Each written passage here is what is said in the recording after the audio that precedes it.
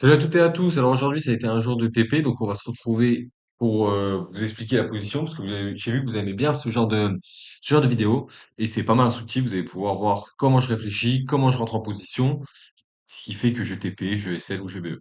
Donc on va commencer directement sur le DXY, parce qu'il est super important. Donc on va directement en replay, parce que c'est un d'aller là. Donc hier, j'ai pu vous faire une vidéo pour vous dire que je m'attendais maintenant à une baisse pour la continuation de la semaine. On était ici. J'avais vu qu'on avait pris des liquidités, qu'on avait réagi dans cette tendance baissière. Donc, que maintenant la target elle était ici. De venir chercher ce lot. Et pourquoi pas après continuer à descendre, à voir. Mais déjà, dans un premier temps, venir chercher ce lot. On avait une grosse bougie daily qui clôture bien puissamment. Donc là, je vous avais dit, possiblement, on a de l'imbalance daily ici. On pourrait Donc on va dérouler une bougie. Voilà. On aurait eu un NIPA ici à venir chercher, ou alors même en H1, faut voir qu'il y avait un NIPA ici à venir chercher. Donc tout ça, on l'avait notifié hier, et on savait qu'on cherchait des vents. Qu'est-ce qui s'est passé pendant la nuit? Pendant la nuit, on a la zen session, déjà on a de l'ouverture avec du gap. On va un peu vite, tac, tac, tac. Donc voilà. Donc pendant la nuit, on a eu ça, on a eu une grosse descente du gap même à l'ouverture. Donc là, on arrive le matin à la London. Nous, ce qu'on s'attend, c'est pas qu'on réagisse à la hausse dans ces zones-là, c'est vraiment qu'on continue la tendance et qu'on vienne chercher des ventes pour venir sauter ce lot, on va dire, ce qui est la liquidité la plus proche. Donc là, qu'est-ce qu'on peut voir? Dans un premier temps, on a vu l'imbalance daily, on a vu cette IPA, et là, on voit du gap. Donc ça, on le notifie. On sait que le mouvement, il est très impulsif. Donc là, clairement, est-ce qu'on aura besoin de beaucoup retracer? Je ne pense pas. Je pense qu'on va venir chercher directement la liquidité quand je vois ça. Donc là, voilà. Je sais. Du coup, directement, je descends en H1. En H1, pareil, j'ai ce gap. J'ai cette imbalance là qui est plus proche. Ça, c'est un trade, on va dire, plus de day trading. Parce que c'est pas un trade qu'on va prendre des zones daily ou même des zones H4. On est plus sur du H1, M15, M5. Tout en utilisant le daily et le H4 pour savoir la tendance. Voilà. En H1, donc on va mettre nos zones. On a ça. Après, sur toute la montée, on pourrait réagir soit à ça, soit à ça, ou même potentiellement à ça. Donc là, on a trois zones. Ok, quatre zones. Super intéressant. Celle-là et celle-là, elles sont assez loin vu l'impulsivité du prix. Pour moi, en fonction de ce que je vois, en fonction de ce que les bougies me donnent, je me dis que le prix va continuer à chuter assez fortement. Donc là, je vais voir en F15. Qu'est-ce que je vois? Je vois qu'on a pris l'Asian Low. Ok. Je vois que ici, potentiellement, on a des equals. Donc ça, c'est la liquidité. Non, liquidité. Donc là, là, potentiellement, on a des equals aussi. Donc là, on a de la liquidité. Donc, pour que ma zone soit valide, il faut qu'elle soit dans la tendance. Celle-là est dans la tendance. Qui est de la liquidité, il y a de la liquidité. Qui est d'imbalance, il y a de l'imbalance. Donc, potentiellement, cette zone est valide. Cette zone est valide aussi. Celle-là aussi. Et celle-là aussi. Donc, mes quatre zones, elles sont nickel. Pour l'instant, je prendrai pas de position ici, ici, ici. Je vais attendre qu'on revienne dans ma zone, qu'on vienne combler mon imbalance, qu'on vienne prendre mes liquidités. Donc, qu'est-ce que je fais dans un premier temps? Là, hop, placer une alerte. Donc, je place une alerte ici et j'attends. Qu'est-ce que le prix fait? Pour l'instant, pas grand-chose d'intéressant. Ah, là, il revient dans ma zone. Donc, qu'est-ce que je vais attendre dans ma zone? Comme à chaque fois, que ce soit en daily H4, H1, M15, M5, ma confirmation fera ça. Donc là, on revient dans ma zone. J'attends que le prix me fasse ça. Une confirmation LTF. Donc, confirmation, c'est une cassure. Un retest et ensuite je pars. Ou alors je rentre directement à la cassure pour target la liquidité. Voilà. Là, on peut aller voir en M5, du coup, ce qui s'est passé. Moi, j'attendais qu'on revienne dans ma zone, qu'on vienne prendre les liquidités. Là, j'avais pas vu en M15 et en H1, on la voyait pas, mais ici, on avait aussi une liquidité. Ok, intéressant. Et on attendrait ce shush ici. Voilà, ça je le notifie. Ici, j'ai mon alerte qui est placée.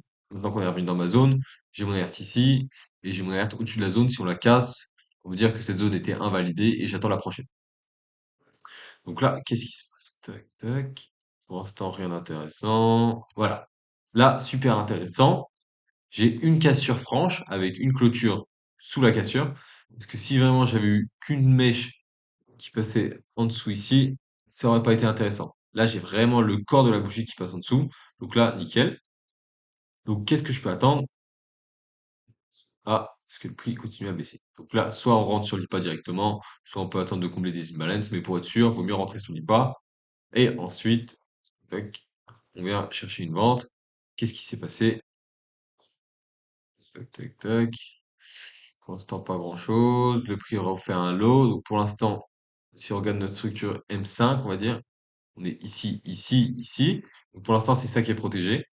Donc tant que ça tient, le prix, la monnaie elle vient ici, la monnaie elle vient ici, et ensuite potentiellement refaire un high par là-dedans pour ensuite continuer, refaire un high, continuer, etc., etc.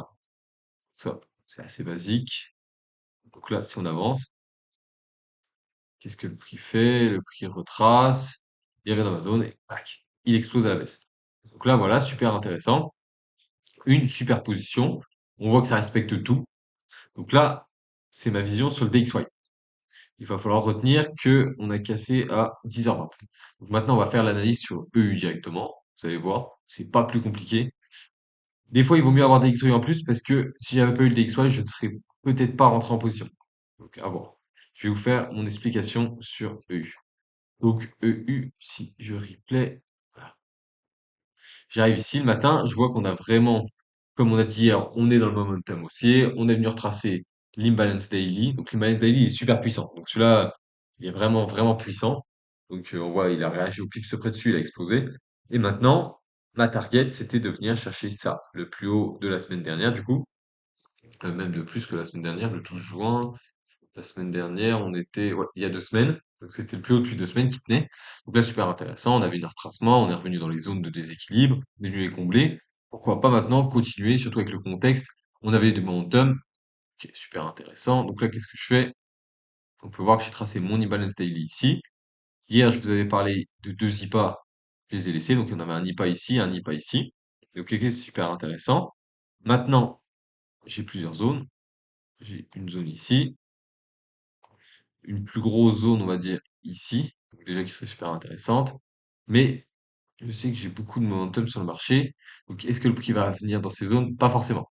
Pas forcément. Surtout que quand on va en H1, qu'est-ce qu'on peut voir en H1? C'est que cet IPA a été fait. Vous voyez, pratiquement au pips près, ensuite il explose. Donc cet IPA aussi a été fait. Donc ok. Donc là, qu'est-ce qui me reste? Il me reste, ok, potentiellement cette zone-là et combler ce déséquilibre qui est juste là. C'est une zone qui est beaucoup moins intéressante que sur le DXY. Comme on peut voir, le DXY était beaucoup plus belle. Mais je la notifie quand même. J'ai des e-calls sur l'Asian Low, ok. J'ai des trendlines qui commencent à se mettre en place sur les plus petits time frames, mais ça, bon, c'est pas grand-chose. Donc moi, dans un premier temps, je mets mon alerte ici, en fonction du DXY aussi. Donc, et j'attends ce high à venir sauter. Voilà, le prix fait ce qu'il a à faire. Là, quand on était là, je pensais qu'il allait exploser et venir directement chercher ma liquidité. Je me suis dit, bon, bah, pourquoi pas, tant pis, hein. Mais dans tous les cas, j'attends.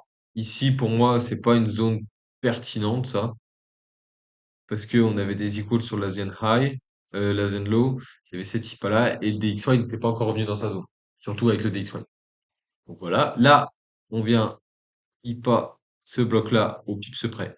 Donc là, impeccable. Je me dis nickel. Et on a dit, la confirmation, elle arrive sur le DXY à 10h20. On va mettre un trait ici. Quand le prix arrivera ici, ça veut dire que le DXY a cassé. Donc là, pour l'instant, le prix n'a pas cassé. On vient recréer un lot. Ok. Tac, tac, tac. Et là, à ce niveau-là, le prix avait cassé sur le DXY. On n'avait pas encore totalement cassé sur EU. Mais vu qu'on avait cassé sur le DXY, j'ai vu cette belle bougie. J'ai attendu qu'on retrace. Le prix a retracé et je suis rentré en position environ quelque chose par ici. Et ensuite, SL en dessous de la structure. Et TP vraiment bah, sur le high qu'on avait dit au départ. Donc, qu'est-ce que le prix fait ensuite? Tac, pour l'instant, il a du mal, il a du mal. Là, il explose. Il explose. Là, j'ai hésité, j'avais mis un premier TP partiel ici, mais il est pas venu le chercher. Pour moi, il n'y avait pas de raison de réagir ici pour repartir à la baisse. C'était pas forcément logique, surtout qu'on crée encore une liquidité en plus de la liquidité qu'il y avait là. Pour moi, on aurait continué ce mouvement. Donc là, qu'est-ce qu'on peut voir? En H1, on n'a rien, mais en M15, potentiellement, on peut avoir cette zone qu'on vient de retester. Même si c'est un peu dérangeant par rapport au DXY, on n'a pas réussi à faire de plus haut. Mais bon, c'est pas grave, c'est le DXY qui domine. Donc là, super, le prix commence à repartir, ça range. Là, je me suis dit, bon, bah tant pis, la position est foutue. Ça se trouve, on va retourner par ici pour refaire un plus haut, pourquoi pas. Pourquoi pas, ça aurait pas été dérangeant, ça aurait respecté la structure dans tous les cas, parce qu'on n'a pas réussi à faire de plus haut. Et là, à partir de 16 heures, le prix a explosé, il est venu nous TP, donc environ 3,8 R, quelque chose comme ça, 3,7, 3,8. Ça, c'est une super position. C'est pas une position super simple, comme des fois on a nos zones H4. Par exemple, une position qui a pu se passer, disons ici, là, sur cette zone-là, on revient dans ce bloc, on fait une confirmation, on part. Là, c'est des positions plus petites time frame, on va dire. Même si je descends pas en M1 ou en M2, ou en M2, M3 ou des choses comme ça, ou en seconde. Une position, on va dire H1, M15. Et c'est surtout une position qui est coordonnée avec le dollar. Comme vous pouvez le voir, la majeure partie de mon analyse, elle s'est réalisée sur le dollar. C'est le dollar qui a vraiment eu une belle structure, une belle analyse. C'est lui qui m'a donné le mouvement haussier sur U. Même si je savais qu'on était haussier, mais qui m'a donné une confirmation en plus, on va dire. Là maintenant, on peut s'attendre à quoi? Sur dollar, par contre, on n'est pas venu chercher cette super liquidité qui est importante ici. On n'est pas venu chercher toutes ces mèches. Donc pour moi, en continuation de la semaine, on va peut-être retracer. Donc dans tous les cas, mes zones restent les mêmes. La zone là, la zone là, la zone là. Et là, j'ai une zone qui s'est créée aujourd'hui. Du coup, si on regarde en H1, ça sera peut-être plus visible. Donc potentiellement la zone là, qui pourrait être respectée. Donc là, pour venir chercher un plus bas sur DXY, ce qui donnerait une continuation sur EU, des achats, et sur GU, exactement pareil, une continuation, même si on est déjà venu chercher les liquidités sur les deux. Sur EUG, on est venu exploser les liquidités du 12 juin, et celle-là, c'était du 5 juin, il me semble. Enfin, 12 juin aussi. Et sur le dollar, on n'est pas encore venu. Mais moi, je m'attends quand même à ce qu'on vienne les chercher. Après, pour l'instant, j'ai fait 2 TP, un lundi, un mardi, comme j'ai pu vous montrer. Donc là, ma semaine est pratiquement finie. On verra si j'ai vraiment une position intéressante. Je la prendrai. Mais là, je ne prendrai plus de risques. J'ai déjà fait mes 2 TP, donc là, c'est super intéressant. Donc voilà, ça c'est un truc que j'avais pu envoyer sur Telegram. J'avais dit ce matin, comme je vous l'avais dit, le high sur EU et sur GU la prochaine target, donc à 8h45. Si on regarde 8h45, tac tac tac, on était donc sur ce M15, le prix, le prix était par ici. Donc j'avais dit que je continuerais à acheter pour venir chercher ce high. Et qu'est-ce qui s'est passé? Bah voilà, on peut voir le TP impeccable avec la petite capture d'écran. Donc voilà, 3,7 RR. Donc c'est une position super intéressante. Donc là, n'hésitez pas, je vais vous montrer mon Telegram. Si vous voulez le rejoindre, il est dispo dans ma bio. Et sur ce, bah, on se retrouve au prochain TP ou à la prochaine vidéo YouTube. Allez, bisous!